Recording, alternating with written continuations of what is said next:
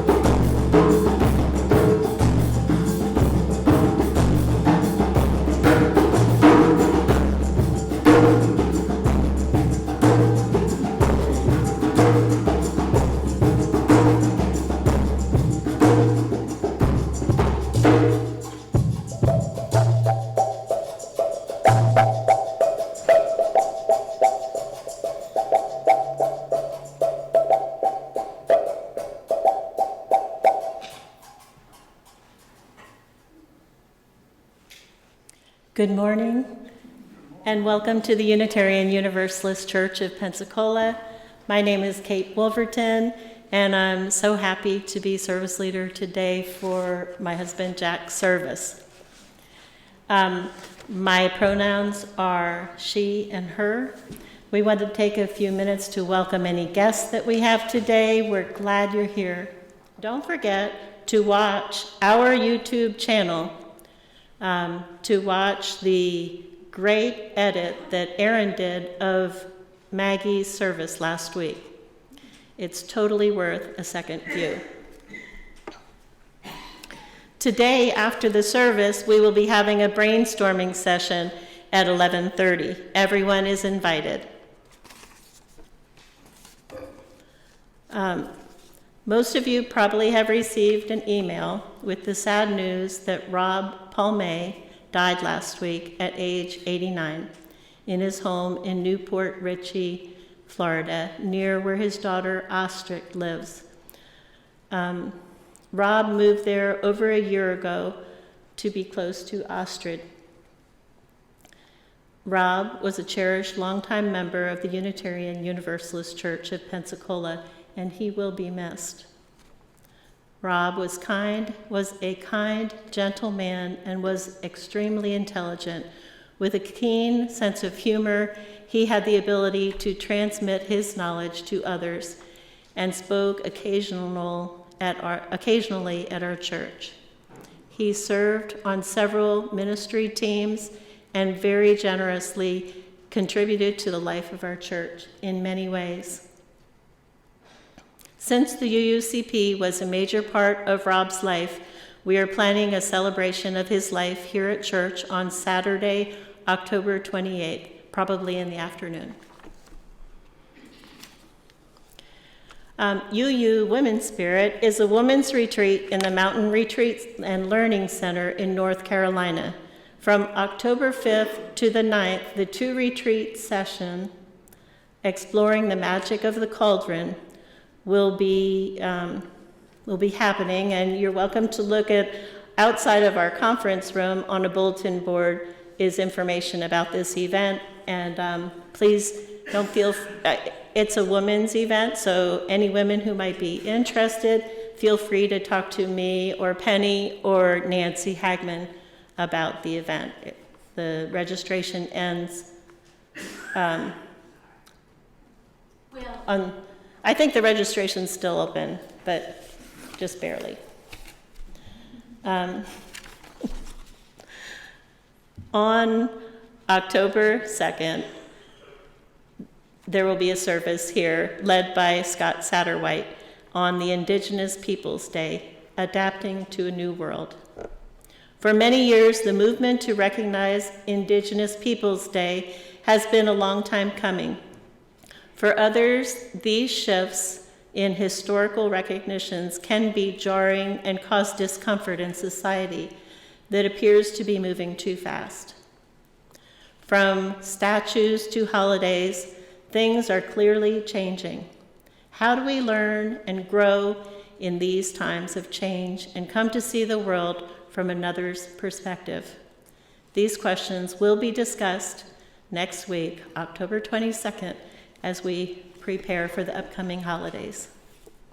Wait, next week's not October 22nd? Oh, I said that it's October 2nd. Okay. Just 1, 2. Sorry. And also, we got a thank you from the Children's Home Society. Some of you donated products for them. They sent a nice note saying that the items will be very helpful. Thank you. And now we're ready for Centering Music with Jack.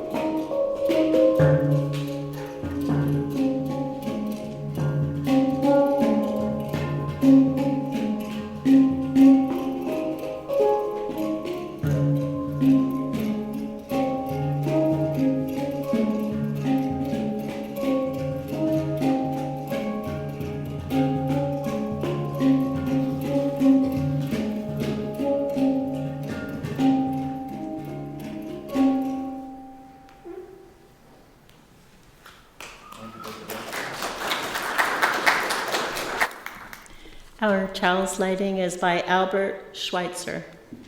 At times, our own light goes out and is rekindled by a spark from another person. Each of us has cause to think with great, deep gratitude of those who have lighted the flame within us.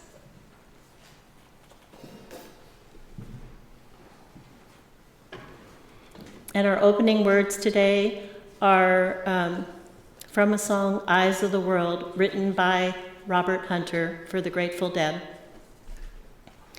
Wake up to find out that you are the eyes of the world, but the heart has its beaches, its homelands, and thoughts of its own. Wake now, discover that you are the song that the morning brings, but the heart has its seasons, its evenings, and songs of its own.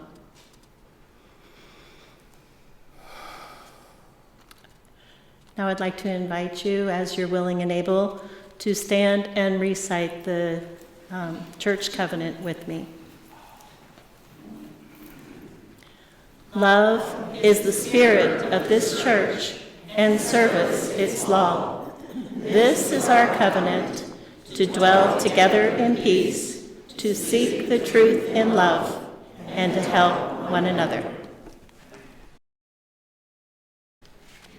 And please remain standing as we sing our first hymn, Building a New Way. Excuse me. And in the process, as you sing the words to this song and listen to the words of this song, may you understand through this service a little bit more of Jack's story and how he built a new way for himself. And the choir will join us.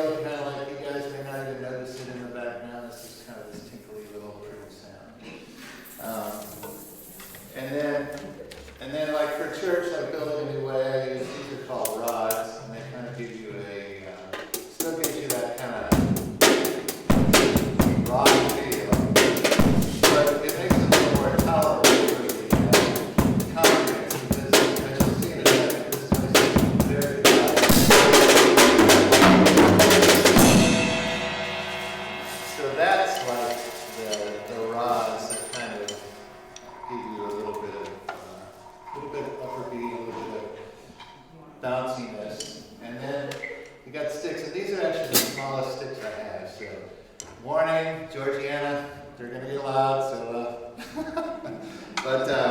so this is more like what I'd use in a rock band or even our jazz fusion band or something.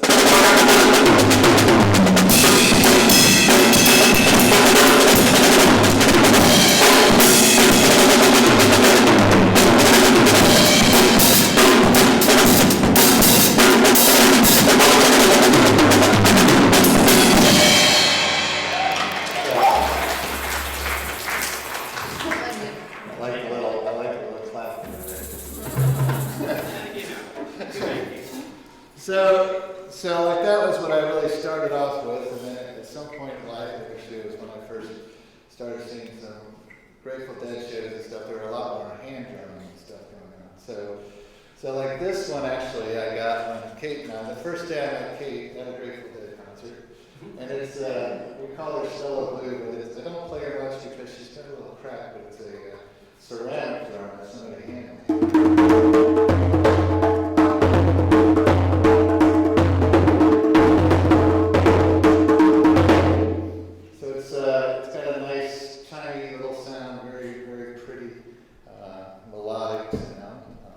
When I first got it, it was nicely tuned, so it had nice little pops and deep basses and stuff. It was very pleasant.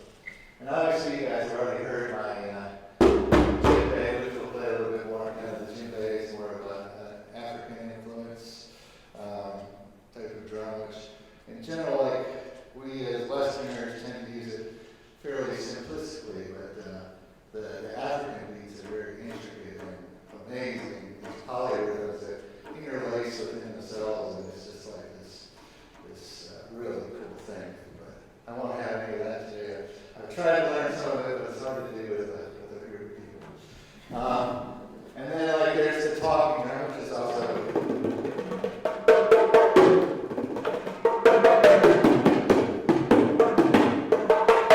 it's also an African influence drum. I think they used to use it to actually communicate from long distances away to across the hills, and they kind of change the tone by squeezing on the string, which affects the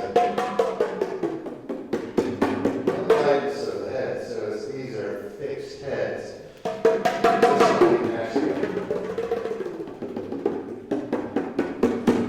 There's all different shapes and sizes, and it's a very cool thing to play and hear. And then this is my darbuka. This one is one I got in Chinatown out in California. And this is a very cool one because it's got a tambourine inside. So it gives you play it generally with your fingertips. But you can also get that.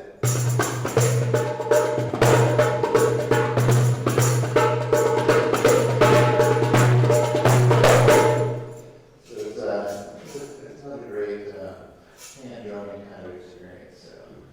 But anyway, so as part of the Time for All Ages, I thought we would do a little drum circle. It won't be a long one, it won't be a loud one, but we'll see how that is. But Rick, if you want to start something, oh, let's I think Kate wants to announce something real quick. You can forward it. During the Time for All Ages, this drumming circle, we're going to collect the offering today. So, Joys and concerns. and we'll be collecting the joys and concerns at that time also.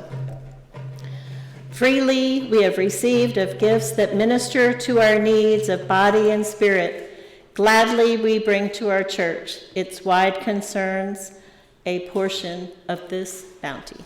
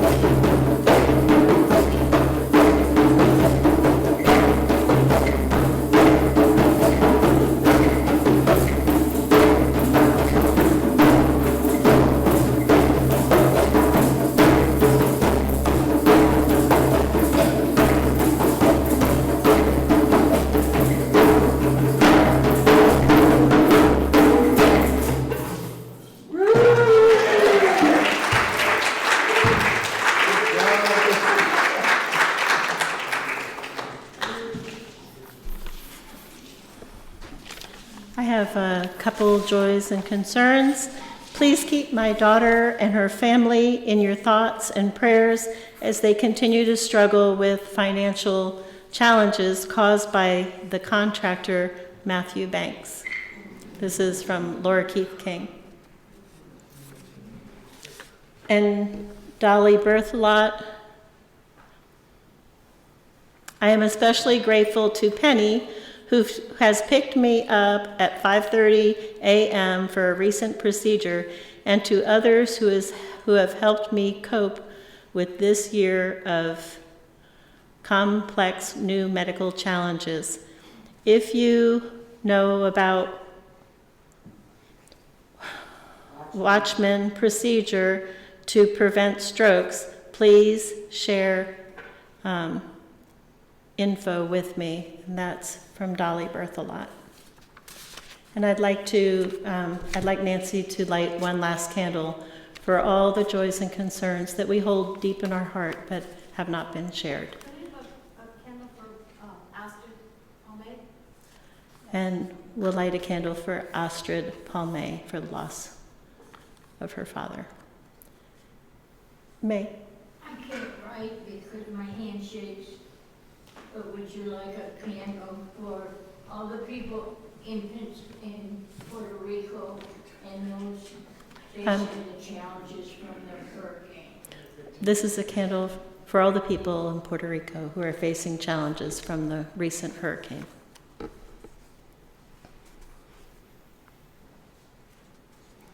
And I'm going to introduce Nancy Hagman, who's going to be interviewing Jack in his message.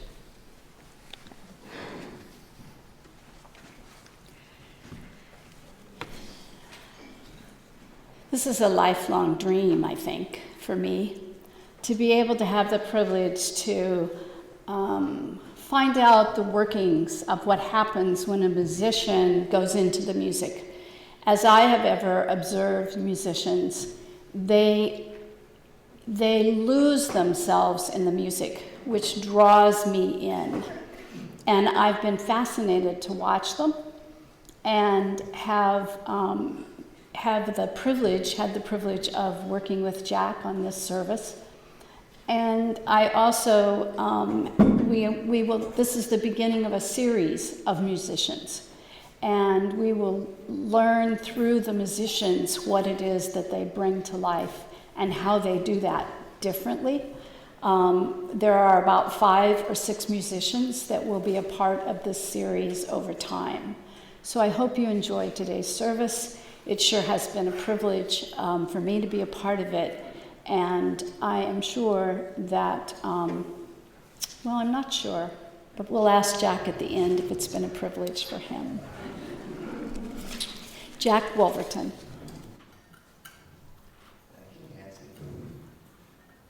Actually, it's been a real interesting experience because I don't like, as Tom would say, well, we're not really professional musicians, but we play, we have a good time, and it does do something, spiritual as we're playing, especially there's certain moments in singing, watching, playing, or anything. It's a really cool thing. And so I've been going back into my childhood and stuff and picking out pictures and thinking about the records and the different things that kind of influenced me, and it's really been kind of cool. A little overwhelming, really. I asked Jack, is this microphone on? We need a different microphone. Number 3, microphone. Talk so he can tell if you're talking. Hello. There you go. Yeah. I asked Jack if he would do this, and he began to just light up. And that was exciting for me because I thought maybe he would be reserved or pull back. But he didn't. He said, oh, yeah. Well, as time went on, he said, oh, I've got some ideas. So that's great, okay? Then he sent me a 90-page write-up. Oh, I exaggerated. Yeah. And so, single-spaced of basically a beautiful rendition of the reflection of Jack through his life. And he's going to share that with you and share the beauty of how he came to be the musician that he is. So let's start. All right, so I guess I had to start back when I was a kid because, you know, I was raised with a sister that was 10 years older, 8 years older, that's Jan and Judy, and then my brother Jim, who was 6 years older. And so I was born in the early 60s, lots of good music going on, and they turned me on to the stuff that was, I considered really good, you know. So I'm at the age of 5 or 6, and I'm, you know, listening to all their Cat Stevens and old Bee Gees and all this really, you know, stuff that even back then, you know, as a kid, I was like, oh, this stuff's pretty good, you know. And so they were able to kind of turn me on and like gave me my first little record player, probably about 5 years old. It was one of those that just played 45. And so like the first record I got was a couple of Beatles 45s, you know. And so I don't remember exactly which ones, but I think it was like Baby, You're a Rich Man, you know, this kind of things like that. But it was definitely a big inspiration for me to have them around to listen to the kind of music. So I have to ask, did you come from a musician? What's the word, family? A musical Music family. family. No, that's the interesting thing too, is I get into the playing part. Like they got like a piano when I was a little kid, and they were forced to play piano, and they hated it. And so by the time I ever got to the point where I would play piano, they had already traded it for a VW Volkswagen. They asked their 16-year-old daughter if they wanted a Volkswagen or a piano, and it's like, of course she's going to pick the Volkswagen. But they didn't do anything like musically. I was the only one that came out on the musical side of things besides just the listening and being turned on to some good stuff. So did you feel resistance from them when you began? Oh, no. They were very, like, all my whole family have been very supportive of what I like to do, listening, the drumming, and everything. You know. My parents would always, you know, let me turn things up and play my drums in the other room and play drums on the back seat of their car while we were driving down the road. Very tolerant family, very, you know, like I said, they didn't listen to a lot of stuff, but it was just really nice that there was never any kind of, I was like, oh yeah, turn that garbage down or something like that, you know. It was So good. they were there. They were there. They were there. What was your first album? My first album, I just happen to have it here, was Led Zeppelin 2. It was my brother who gave me Led Zeppelin 2, and I was thrilled to have my first 33 and a third and be able to play. So he turned me on to that. He was also, like, we were from Illinois, so at the time, REO Speedwagon was like still a good rock and roll band and not a commercial band. And so they had good rock and roll, and so REO became my first like major, like really loved this band. And I actually got to go to my first concert. I think I was 14. My parents let me go at 14, and I went to the REO Speedwagon concert, and I caught the drumstick at the end. And I can still like see it flying through the air. It's like this magical slow motion thing. Sticking my hand up, it was like, yes, man. It's like, it was awesome. Magical. Yes, it was very tangible. But yeah, and then throughout, like, you know, they always introduced me to Pink Floyd when I started getting into more of the kind of progressive rock. My brother was into old Genesis and Yes, and I really delved in high school. You know, I had buddies that also listened to it. We would listen to, you know, Peter Gabriel and Gentle Giant, all these like really like very intricate, you know, kind of called it classical rock, you know, at the time, progressive rock.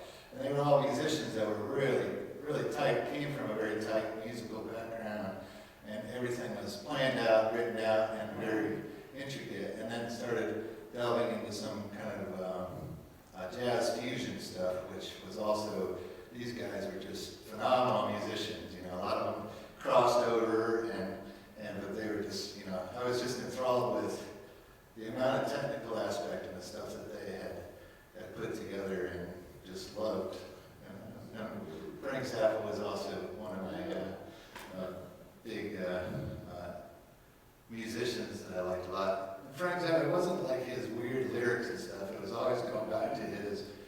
was musical. Like, he picked the best musicians in the world. And you wouldn't know, some of the music was just so weird and stuff like that. Who is this crazy guy, you know? But if you listen to those musicians, those guys were just spot on. Like, and he was one of these no-nonsense people, you know. It's like, if you were in his band, you weren't going to be doing drugs, you weren't going to be doing alcohol, you were doing his music, and you were doing it for an audience, and he expected that from people. I got to see him a few times. And then my ultimate drummer was Bill Bruford. He played with Yes and Genesis and Bill Bruford, and that's my big inspiration. I want to ask you about Led Zeppelin. Tell us about why you selected the first song that you played today for us. Oh, that was actually a Grateful Dead song. Oh, okay. So tell us why you picked that. So we'll get into some of the Grateful Dead stuff. So basically, in college, I went to college and it was more like the punk era. So I'll get into that and we'll start on the Dead stuff. So I have to hold off. But it was kind of the punk era, and I wasn't really a punk person because I was into all this intricate music. But I did notice that they were helping the music industry get out of this like commercial blog of all these musicians that I loved were turning into like top 40 kind of stuff. And I was like, oh, what's going on? And then the punks came around, and New Wave had kind of changed that around, and my friends were all into it at that time. So it kind of helped shape me away from what had to be very intricate music to stuff that could be just kind of fun and dancing and B-52's kind of crazy stuff, you know. And so I had a couple of influences. Let me pause you just a second. You're ultimately an engineer, I'm ultimately an engineer, yes. right? Yeah. And so it just occurred to me, is it possible that you started there because of the depth of your ability to be intricate? Yeah, I've always had the mathematical side has always been there. I used to think that you had to have at least 3 different time changes to be like a real song, you know, like the whole mathematical, how they would change it, make it so intricate, and go off on these different tangents and stuff like that. So it could very well have been.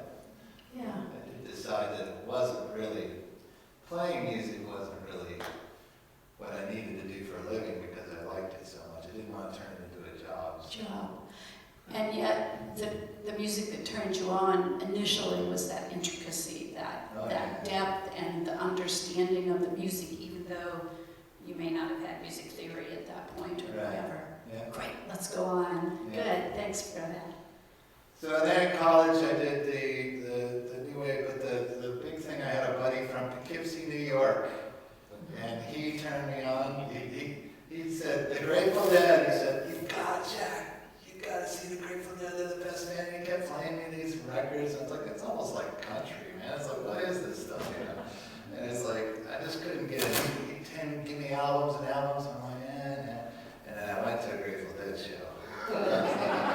That's the ticket. It's the people, it's the musicians, it's the interaction of the whole thing that really makes the Grateful Dead who they are. They're not like the best musical band in the world, but they know how to interlace music and they know how to play into the audience and let the audience play back to them. And it's almost like when you can go to 5 Grateful Dead shows in a row and they will not repeat a song.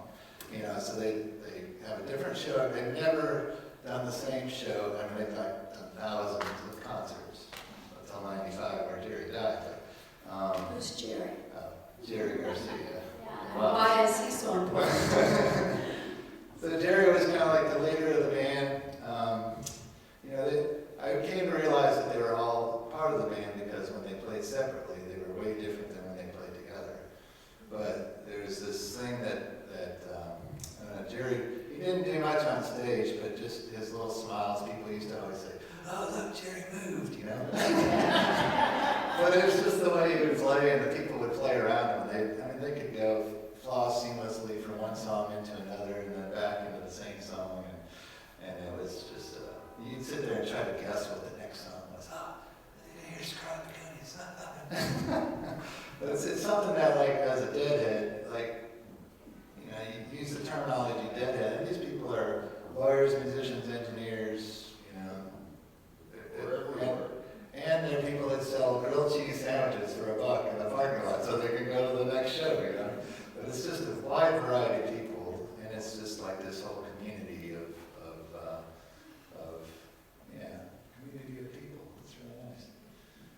place you belonged Yeah, place I belong. and still do. Yeah, and so after college, I moved out to Los Angeles, and I met a bunch of Grateful Dead buddies, and they were my Deadhead friends, and we listened to lots and lots of music, and sometimes we even listened to Jerry Garcia, not just the Grateful Dead, you know, so that's how my brother came out, he's like, do you guys just listen to the Grateful Dead? And my buddy looked at me and said, no, we listen to Jerry too. But, And did you attend many more concerts? yeah, I got about 50 out there in the 3 years that I was at. I was just a... Did you ever go to school? Oh, I went to school. Yeah, but were you going to school? But were you going to school during the time that you were going to these 50? Actually, I call myself a weekend deadhead because I was an engineer during the week, and I'd go out to the concerts. Now in California, you could see 3 concerts in a row and still make it back for Monday morning for work. You know? Okay. Even So though that we were- time you were working. Oh yeah. Oh yeah. Okay. So you had acquired. Yeah. Yeah. Okay. We'll give it. Lots of good I think times. there's more to come. And then, like after those 50 shows, I met Kate through one of my friends, but I met her at a Grateful Dead concert. It was the one that I got, Stella Blue, and it was a very instant kind of connection. We both really liked the music, and I think we both really liked each other too. It was a different connection. But yeah, at that point is when we got together and kind of left that whole scene, and then we traveled around for 4 months, and then I got another engineering job, and we became parents, and we kind of raised our kids, Nathan and Ian, and so we stopped seeing a lot of stuff, but we still kind of raised them. They played music, guitar and clarinet, and we take them to live music, and they got exposed to a lot of live music and fun as well. So Ian and I used to go to the Voodoo Festival. At 11 years old, he was so into this rock and roll at the Voodoo Festival in New Orleans. So every year we would get together and travel over there, and Ian and I and his friend Blake, and we'd go see the Voodoo Festival. So we still had our influences throughout raising kids, and then like more recently, since the kids have moved on, we started playing. We got introduced to Old in the Way, which was a Jerry Garcia band, and then that led into different jam bands, and like right now we're still String Cheeses. We saw them a couple times this summer out in Colorado. We're going to see him at the end of October at a music festival. So we still like our bluegrass and our different music festival, and we get to dance and have a good time. Meet with our friends. We got our Jamily that kind of like we go to the Live Oak shows over there. And So tell us about the Jamily. so they're just a group of people that we've met like off and on. Like we met Jimmy walking down the street, and he was this real outgoing guy, and we just, since then we met him, and then we met Kenji, Wananese, and all the friends from Miami, from New Orleans, and there's this group of us, and we kind of keep in touch and go to 1 or 2 festivals a year and kind of keep in touch. So it's also an important part of the whole music experience. So it's very nice. The family expands. The family expands, it does that. As the family shrinks and the kids move on, your family still expands. Yeah. Ian and Nathan will come to some of the shows with us too, so they're part of it. So it's good. Join in. So there's the whole listening and going and attending, that's one whole thing, and there's the whole part of the playing is another. It's almost like it's not completely separate, but it's somewhat separate. Okay, so run that by me again. So so when I was young, I'll pop up some pictures of me as a youngster. So I had this dream, like literally I was probably 7 or 8, and I think I was taking a nap, but I remember waking up and like having this, it's almost like a vision, and it was me as a baby with a drum, with a toy drum, and I had a drumstick, and I smashed it through the drum, and I woke up, and I was just immediately gotta play drums, you know? It was just like really wild thing, and I still remember, I got a very poor memory, so, but that's something that just sticks in my brain, and I went into my mom in the other room, and I said, I want to play drums, Mom. She's like, yeah, well, I think band starts next year, you know, we'll get you going on drums, and so I had to wait that period of time, but it was, I think I was 10 years old. I got a couple of my pictures from when I was, there's me in marching band, I was probably 9 or 10. And then my first drum set they gave me, or Santa Claus gave me when I was probably 10. I'd go out there and I was thrilled. But that's really when I got into, you know, the playing part was the drum set. It wasn't tappity tap on the snare drum. It was making some noise and having a good time. So. And yet I think there's a piece about when you received that and went down. Oh, yeah, when I went down, like my parents were so impressed because I woke up in the middle of the night and went down to see what Santa Claus had brought me. And I'm not sure if I really believed him at that time. I don't think I did, but they still would give me these cool things at night. And so I went down, I was just like tipping and tapping, and they came out. It's like, they were just so impressed that I didn't just bang and wake everybody up. I was just like this thrilled little, like checking out all the sounds and stuff like that. I think that was probably the day that I got it. That one on the left. Okay, I want to pause there for a minute and go back to what that meant to you to touch that so gently and so intently. What was that like for you? Obviously, I was thrilled. I was just like, it was like the dream of being able to finally have a full drum set, being able to realize that this could go further on in life and be able to interface with drums as a whole. It was a good experience. Mm-hmm. And it sounds like it wasn't just, let's beat this drum. There was a depth to it that was really important. Yeah, 8 o'clock in the morning though, I went crazy. But when your first experience was, I gotta know these drums. Yeah. I have to know. Yeah, kind of like get to know. I have to understand them. I have to know them. Yeah. Yeah, good. Okay. So I went throughout, these are a lot of like, this is me, I think I was probably 12 there, and I was probably maybe 14, 15 there. That's about when I started getting into bands. So my teen years were more, you know, with the live music. So I had this band called Black Swan. It was the first band that actually could play, like our guitarist could actually play Led Zeppelin, and we could actually, you know, play some songs that sounded like the real band. And so we had this band, and we would go, well, It sounded like a real band. Yeah, Oh, okay. yeah, sometimes you get into bands that don't sound like real. Didn't sound like Sounds like noise. But we used to play, I got this other picture. So we would play at a First Baptist church, and our first concert was all Led Zeppelin. And the second concert, our keyboardist was into Kiss. And like he was into like flash pots, blowing fire, and we did this at the First Baptist Church in Arlington, Texas. And they allowed us. I mean, they were like what do you call the RE, the youth kind of.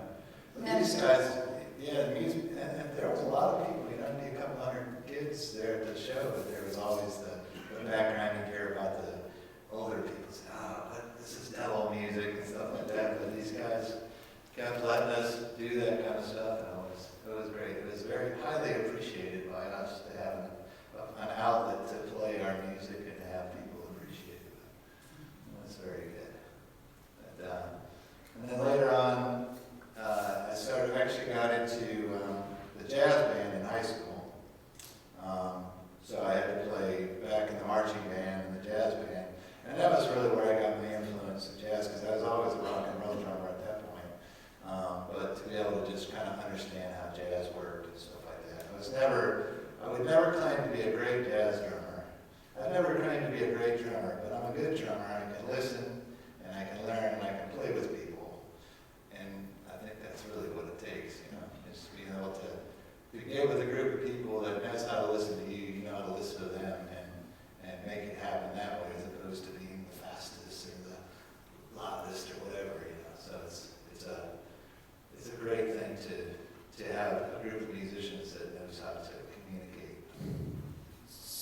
connection also, the listening and being a part of who the other musicians are that you're with. Yeah. And I think some of my favorite times are when things come out of it. Like you can practice and you can get good. It's kind of like that whole being tight versus learning how to explore and jam is when you go off on something that people aren't necessarily expecting, including the people that are playing there, and you get this whole different feeling as you're going along, and it's just kind of like, it fills you with energy and joy to have something coming out of it that's not necessarily what was playing. Like coming alive. Yeah, it makes me come alive. Makes you come alive. And among the other musicians, the alive, you can feel the energy of being alive with the musicians. Does that transfer to the audience then? Oh, big time, yeah. Well, like, it's interesting, audience makes a big deal, it's like you can play at a restaurant and nobody's paying attention to you or something, and you're kind of like, okay, this is okay, but you can look at one person that's grooving, like, you see one person back there where Georgiana is, and they're like bopping, and I swear, it like amplifies your energy like 100, 1,000%, it's just like, you just feel this person that's getting into it and feeding that, and so when you've got lots of people getting into it, it's like it's great, really good. Yeah.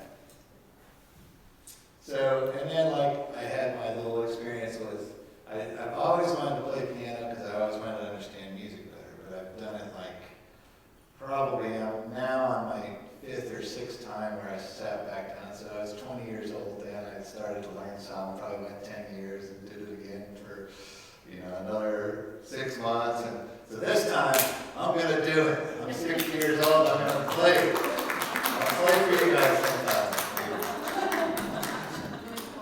So, this is about basically the adult years and like how I didn't play as much live music, but like our first wedding, we actually had a Grateful Dead cover band. I got to sit in with them, and like it was a hoot, So we had it in our backyard. Kate and I saw these guys at a venue and went over and asked them if they would play our wedding, and so I got to play with them, and like within a week they were calling me. Other guys were calling me up to play, so I got to line up. Okay, I have to ask a pause. What's a cover band? Cover band is a band that plays other people's music, so it's not original music per se. I mean, it can be it's your own flair of their music, but it is their song. So these were actually a Grateful Dead cover band, which was a hoot for me, because I got to play. Which means they're a band that don't play with the Grateful Dead, and they're not at the Grateful Dead necessarily, but they play music similarly like the Grateful. They play Grateful Dead's music. Yeah, and it can be any kind of Which music. is anything, because Jerry does everything, and nobody does anything that follows any direction, right? Well, they have Sorry, it's not quite like that.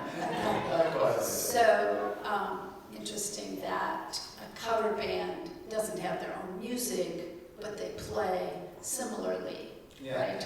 Yeah, most people that play Dead cover music are deadheads, Are deadheads to begin with, but they become brilliant playing the music. Brilliant, yes. Yes, okay. And then you got to play with other bands that also played Grateful Yeah, we Dead. played a little bit throughout the time. I know, like when we were in Amsterdam, I started playing the African drum, the djembe, and I actually learned from a guy that went to Africa and learned. That's where I was talking about the polyrhythms. It's kind of like this group of 12 notes, if you know anything about rhythm.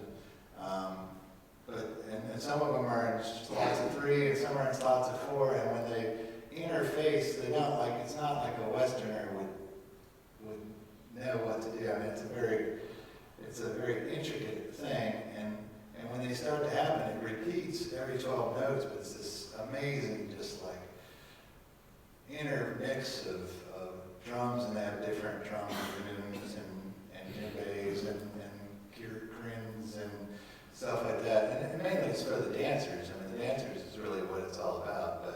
But me as a drummer, I mean, that's like, it is so cool. I mean, like as a math person too, just trying to figure out what they were doing and trying to break it up into the different notes. I remember my drum teacher used to like tap the beat with me because he knew I was trying to figure out how the heck does that all work, you know. It was a very cool thing for my brain. It really helped to kind of open up my knowledge of rhythm, you know. It's very cool stuff. But as you describe that, it's almost like opening up a part of you. Oh yeah, I think so.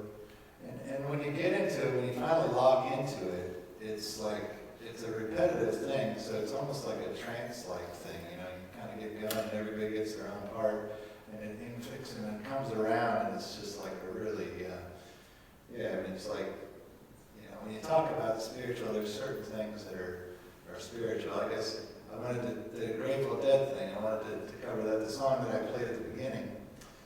One of the Grateful Dead concerts in Austin, I went out afterwards and they had that song on it, so Serengeti, and it's just the Grateful Dead drummers. And they had it cranked up in this van, it was a VW van, and I started like tapping on the van, and I found these different spots that had the different sounds and stuff, and I was just like, damn it, I could feel all this energy, and I was just like, it's only a 2-minute song, you know? And I get done, and there was like 200 people standing around me just jamming. I was just like, and you could just, it was a palpable feeling of the energy. I didn't know what was causing it just besides me having a good time until I turned around and I was like, holy cow. But there's like experiences like that with playing those kind of drums or being at a concert or whatever, is kind of having that kind of, you almost zone out. You know, I do it without, a lot of people do it with drugs. I do it without drugs, and it's like such a great thing. It is a drug for me because I can go into this almost like a trance thing with specific songs and just like totally lock into it, and it's spiritual. It's an amazing thing. I'm going to pause. How many of you went there with him as he described that? Did you feel like you were just kind of in it with him as he described that beautiful, especially the drums and the way and the rhythm of the 12 with the African drums? I mean, you were just there. There's no way you can describe or explain that.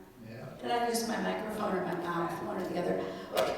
So then I guess the last one that I played with, so I just wanted to kind of like talk about, in this church, like we came here from the Netherlands, and this church was a great place for me to open up with music, and we used to do a lot of stuff. A lot of you guys remember we'd bring kids up there, people that weren't, you know, they weren't great musicians, but we would pull together stuff. You know, Pink Floyd, Chad played Pink Floyd with us, and like, we played, so I remember thinking about, my God, I've never been to a church that played Pink Floyd.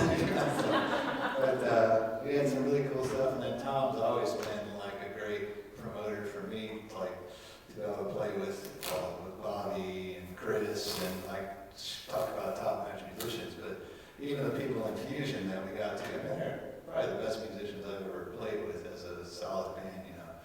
And I just appreciate that ability to share with you guys, but to also, you know, to be brought in at a time period where I needed that extra spirituality in music, you know. Yeah. My first time here was actually, I think Tom and David were playing up here. I was like, oh, it's a pretty cool church. I can handle this. Yeah. All right. So I guess so now I'm retired, so I'm planning on doing piano, playing music, doing more music festivals and that kind of stuff. Let me ask you about climbing up into the roof of your garage. What's that about? So when I first moved to Pace, I built a music room upstairs in the garage, and so I spent, how long did I spend, Kate? Bringing all this, it was a long time, but we had this nice little music room, and I played with it a lot. I think Ian probably got the most use out of it because he was playing in bands and stuff when he was in junior high and high school and stuff. But it's a great little soundproof room. I got my drums up there. I need to start using it again. So anybody wants to use our music room, I got the space. Well, it was impressive that you made it soundproof. As good as you can. As good as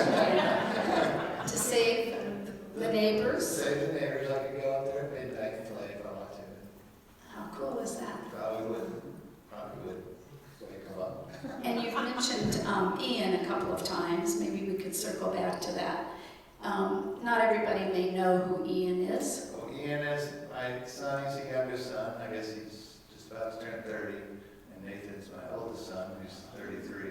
And Nathan became a great clarinetist, and he did it as a focus to become a really good clarinetist. But it was more to prove that he could do it. And then after high school, I guess he just didn't want to play clarinet anymore. But he would still be a really good clarinetist if he played.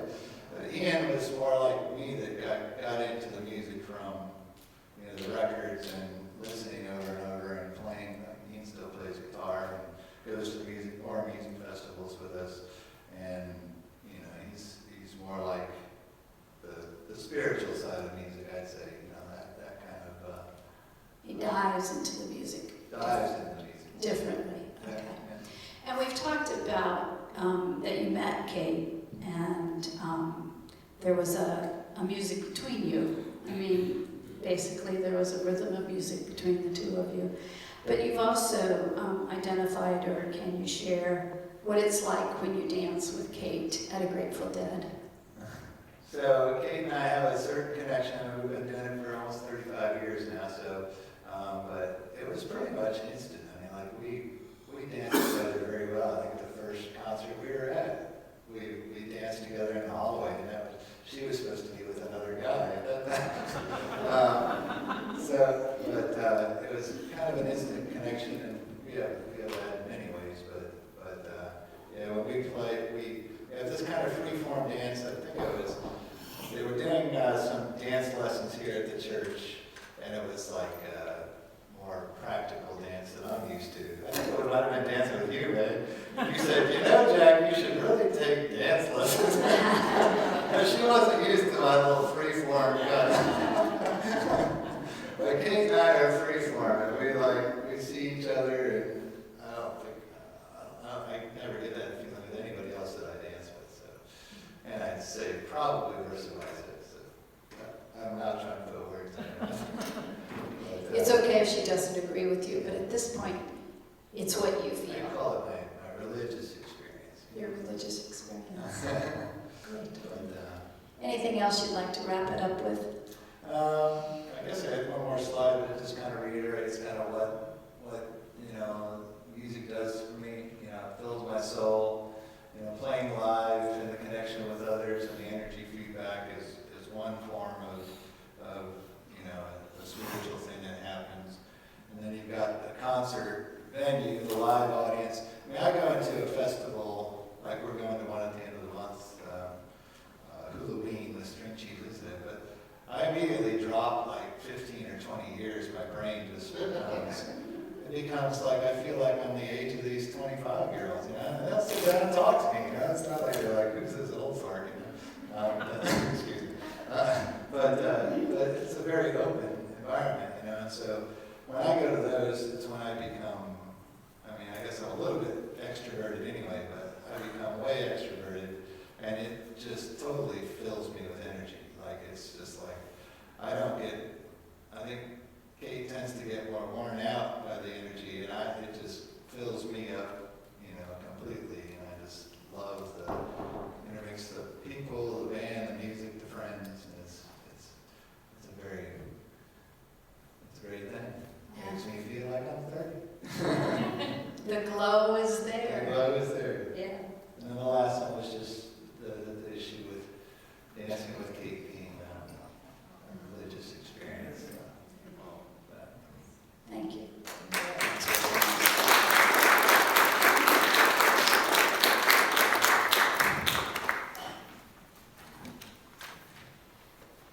It occurred to me that, Jack grew up without music, basically, other than introduction to, through records and songs. But ultimately, he found the music or the rhythm of his heart, and he chose this next song, Turning Your World Around, and the choir is going to come up. But he turned his world around as an engineer and growing up in a home of non-musically inclined people that avoided the piano if they could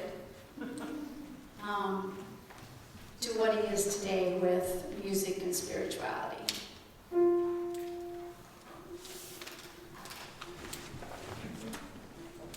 So this one, You can join us. okay. Yeah, you guys can join along. It's got a little bit of a tricky rhythm, but I think we know the song enough. There's a whole to do it, but it's actually in 5, so it's one of those interesting kind of beats. So just listen and sing along. You guys can stand up. Stand up, whatever. You can dance too. You got it?